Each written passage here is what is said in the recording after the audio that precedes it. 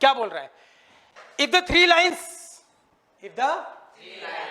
Whose equation are this this this, तीन लाइनें उनकी इक्वेशन दे रखी है। पहले की क्या है? y बराबर m1x प्लस c1, दूसरी की y बराबर m2x प्लस c2। कौन सी फॉर्म में लिखी है? मार देंगे लपड़, स्लोप इंटरसेप्ट फॉर्म में लिखी है। तो स्लोप पता है ना, ये इंटरसेप्ट है, जरूरत होगी तो यूज कर लेंगे, नहीं जरूरत होगी तो आगे चलेंगे, लेकिन पता होना चाहिए। इक्वेशन देखते हैं कौन सी फॉर्म में लिख रखी है उसने। कह रहा है if the three lines whose equations are this this this, तीन इक्वेशन दे रखी है, आर कॉन्करेंट, ये तीनों लाइनें क्या है? कॉन्करेंट है। देन शो दिस कंडीशन, हमें ये कंडीशन शो करनी है। अब तीनों लाइनें कॉन्करेंट है तो वही लॉजिक, दो लाइन को सॉल्व करो, वहां से इंटरसेक्टिंग पॉइंट आएगा, वो इंटरसेक्टिंग पॉइंट किसको सेटिस्फाई करेगा? तीसरी लाइन को भी। अरे हाँ या ना, वही लॉजिक लगाएंगे और जैसे सेटिस्फाई कराओगे वहां पे पी की वैल्यू निकली थी, यहाँ पे कंडीशन आ जाएगी। नहीं आई बात समझ में? चलो करते हैं, चित्र बना लेते हैं। तीन लाइनें,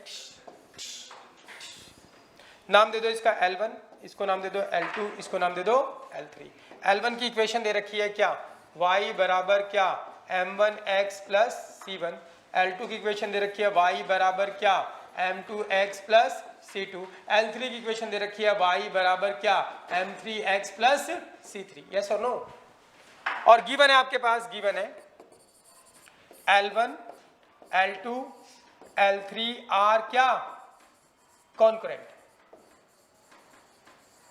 अब ये कॉन्करेंट है तो सॉल्व कर देते हैं हम। सॉल्विंग किस किस को सॉल्व करोगे?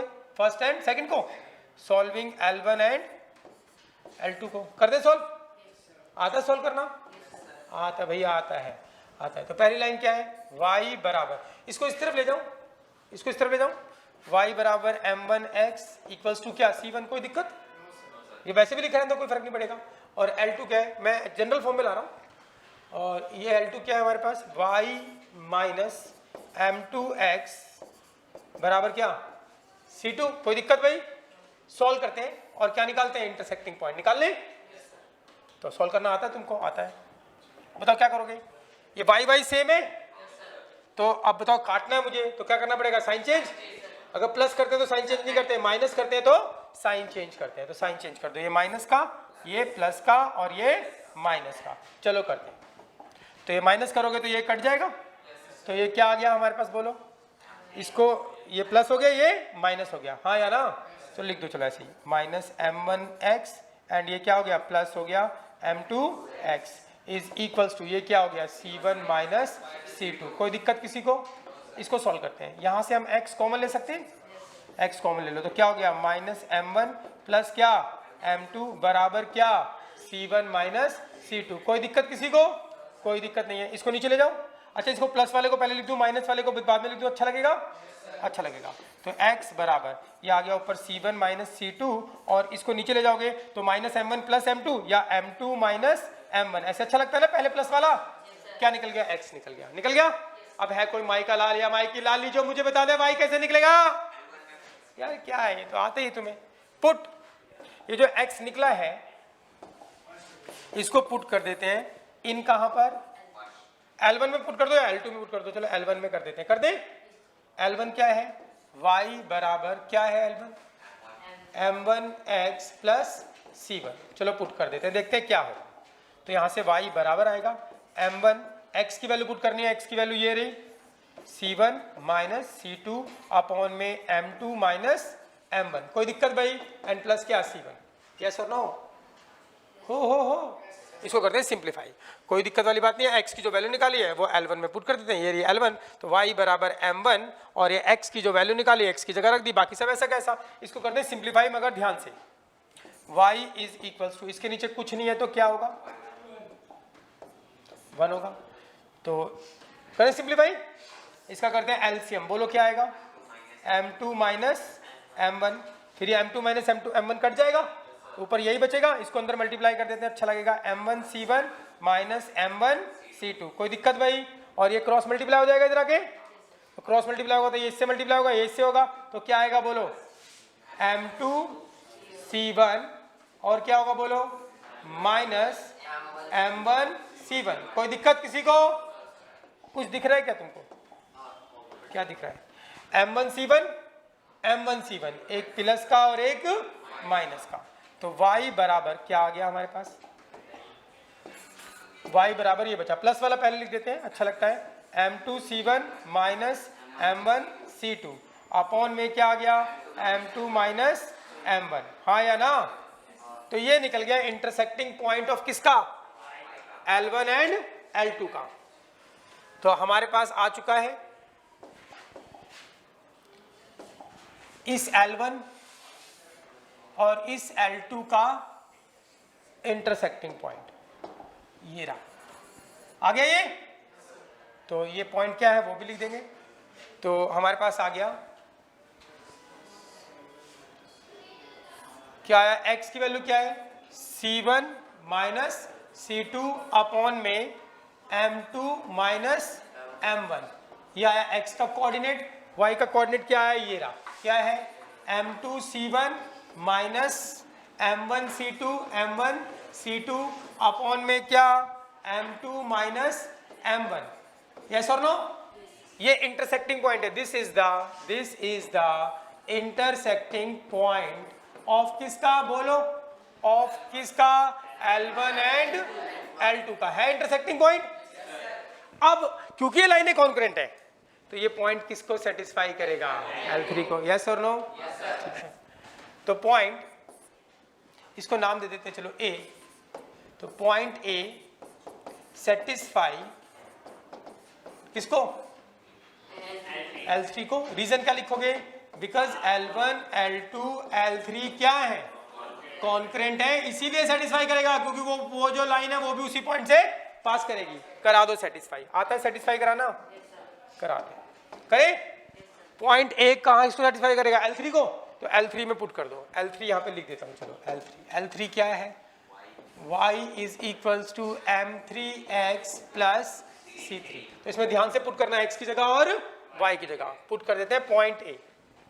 y की जगह क्या रखोगे बोलो, ध्यान से रखना है, m2 c1 minus m1 c2 upon में क्या, m2 माइनस m1, किसकी जगह रखा, y की जगह, एंड m3 फिर किसकी जगह रखना है, x की जगह, x का पॉइंट क्या है, c1 माइनस c2 अपॉन में क्या, m2 माइनस m1। कोई दिक्कत भाई, ये x की जगह रख दिया m3 और x का पॉइंट रख दिया, एंड प्लस का क्या, c3। अब इसको सिंप्लीफाई करते हैं और देखते हैं, वहां पिछले क्वेश्चन में p की वैल्यू निकली थी, यहाँ पे एक कंडीशन आ जाएगी और वो कंडीशन प्रूफ करने की ये वाली कंडीशन होनी चाहिए। अब कंडीशन भी देख लो एक बारी, उसके हिसाब से सोल्व करेंगे, थोड़ा आइडिया मिल जाएगा। यहाँ पे क्या चाहिए, m1, फिर क्या चाहिए m2, फिर क्या चाहिए m3, m1 चाहिए, फिर c2 माइनस c3, देख लो 1 2 3, फिर 2 है तो 3 1, 3 है तो, समझ रहे हो। देखो ऐसा ही अब करते हैं, इसको बनाने की कोशिश करते हैं, ध्यान रखना, बस दिमाग में रखना, पहले m1 चाहिए, फिर c2 माइनस c3 चाहिए, उस हिसाब से सॉल्व करेंगे। करते हैं, कैलकुलेशन है भाई, m2 c1 minus m1 c2 upon में क्या, m2 माइनस m1, ठीक है। इसके नीचे कुछ नहीं है तो बच्चों क्या होगा, 1, इसका क्या कर दो, एलसीएम क्या आएगा, m2 माइनस m1, अरे हाँ मैं यो कट गया, ऊपर यही आएगा, ये अंदर मल्टीप्लाई हो जाएगा, तो m3 c1 minus m3 c2, अरे हाँ, इसको इससे मल्टीप्लाई करोगे तो m2 c3, अरे हाँ, फिर बोलो माइनस m1 c3, यही आएगा। अब आपको कुछ दिखना चाहिए, क्या आपको दिख रहा है, इस तरफ m2 माइनस m1, इस तरफ m2 माइनस m1 कट गया, कुछ और कटता नजर आ रहा है क्या, m3 c1 नहीं, और तो कुछ नहीं है, और कुछ नहीं, m2 c3 नहीं, और कुछ नहीं है, कुछ नहीं कट रहा ना।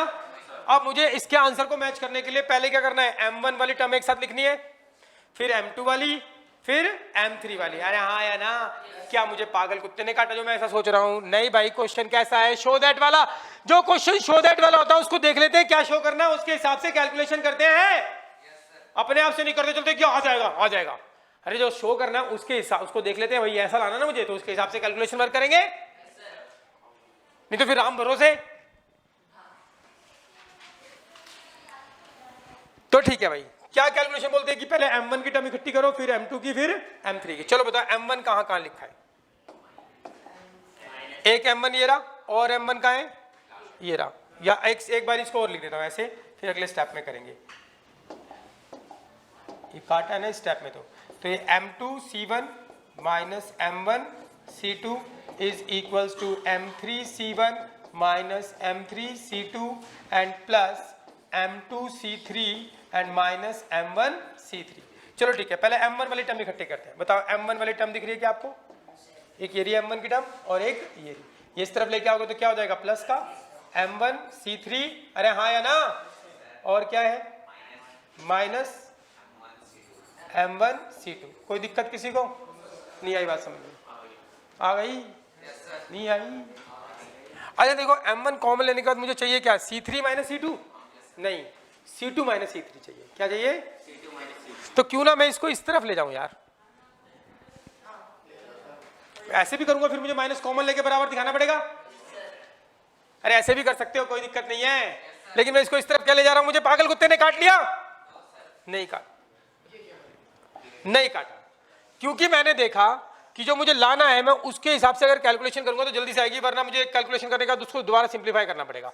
देखो मुझे चाहिए M1C2 माइनस C3, लेकिन अगर मैं इसको ला रहा हूं इस तरफ, किसको? ये वाला स्टेप कर रहा हूं M1, ये कहाँ गया M1, ये इस तरफ आया तो M1C3 एंड ये माइनस M1C2, और मुझे M1 कॉमन चाहिए। M1 कॉमन लूंगा तो अंदर क्या आएगा? C3 माइनस C2, जबकि मुझे चाहिए क्या? C2 माइनस, तो क्यों ना इसको इस तरफ ले जाओ, वही आ जाएगा। नहीं आई बात समझ में? नहीं तो ऐसे ले जाओगे तब भी आएगा, फिर आपको बाद में माइनस कॉमन लेना पड़ेगा, फिर माइनस को काटना पड़ेगा, एक दो स्टेप और बढ़ जाएंगे। तो इसीलिए तो जो शो दैट वाले क्वेश्चन होते हैं हम उसको देख के चलते हैं और उसके हिसाब से कैलकुलेशन वर्क करते हैं। तो इज इक्वल्स टू, मैं सारी टर्म इस तरफ लेके आऊंगा, ठीक है भाई? तो इस तरफ लेके आओगे इसको तो ये क्या हो जाएगा? प्लस का M1C2 और इसके साथ में ये रहा माइनस M1C3, ठीक है भाई? एक टर्म ये हो गई। अब बताओ M1 हो गया, M2 ढूंढो। M2 ये रहा M2, और कहाँ M2? ये रहा M2। पहले प्लस वाला लिखते हैं M2C3 और इसको इस तरफ ले जाओगे तो माइनस का क्या? M2C1। अरे हाँ, क्या बचा? M3 ढूंढो, M3 का ये रहा। पहले प्लस वाला लिखते हैं M3C1 और माइनस वाला कहाँ है? और इसके बगल में माइनस M3C2। अरे हाँ या ना, इज इक्वल्स टू क्या? 0। सब इस तरफ लेके आओ तो इस तरफ 0। अब 0 बराबर ये लिखो या ये बराबर 0 लिखो, एक ही बात होती है। राम बराबर श्याम लिखो या शाम को इधर, राम को इधर, राम बराबर श्याम लिखो, एक ही बात है। तो अब इसमें कुछ कॉमन दिख रहा है क्या? M1 कॉमन, अंदर क्या आ गया? C2 माइनस C3 प्लस, इसमें कुछ कॉमन दिख रहा है M2, अंदर क्या आ गया? C3 minus C1। इसमें कुछ कॉमन दिख रहा है M3, अंदर क्या आ गया? C1 minus C2। बराबर किसके? 0 इस तरफ लिखो या बराबर 0 इस तरफ। क्या लिखना था? क्या प्रूफ करना था? यही, हैंस प्रूव्ड, हाँ या ना? इति सिद्धम, हैंस प्रूव्ड। समझ में आ गई बात भाई?